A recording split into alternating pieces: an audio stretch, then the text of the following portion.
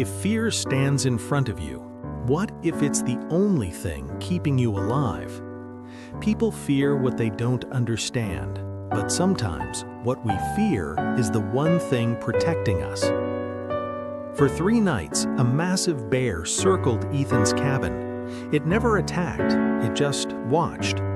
Ethan lived alone in the forest, far from civilization.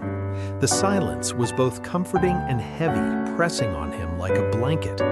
At first, he relished the quiet. No neighbors, no noise, just the wind rustling the pine needles and the occasional hoot of an owl. But after the storm, the quiet began to feel different, almost watchful. Every creak of the roof and snap of a branch made him jump. On the 3rd night, he heard something. Heavy footsteps, slow, deliberate, not human. He looked outside. There it was, a massive black bear. It didn't attack, it didn't move, it just observed.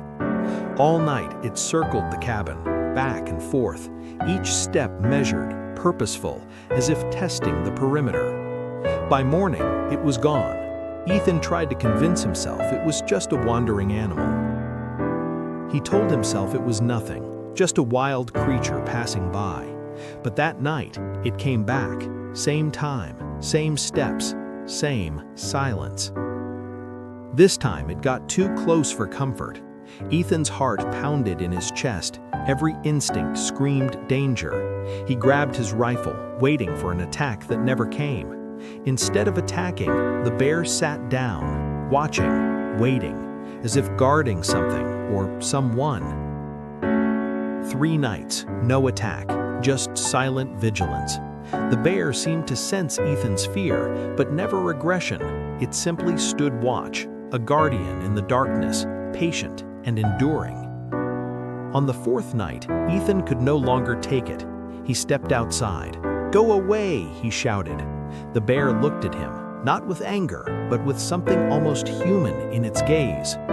Then the forest moved. Something else was coming. A pack of wolves appeared, circling the cabin. Ethan froze, unable to move. Death seemed to come for him.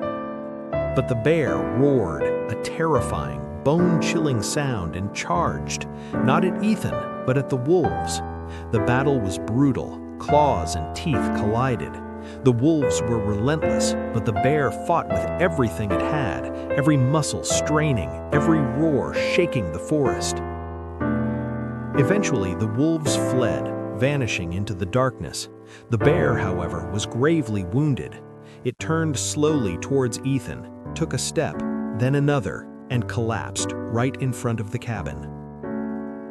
"Why?" he whispered, realizing the bear had been protecting him all along.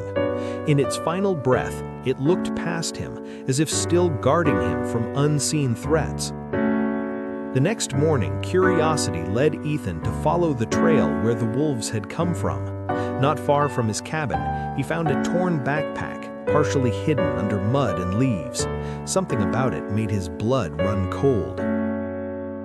Inside was a photograph of him, taken from the forest, standing in front of his cabin, and his name, Ethan, was written on a small tag inside the bag.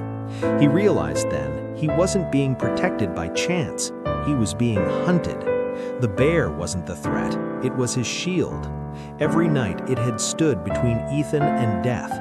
Its sacrifice had saved him. That night the forest was silent again.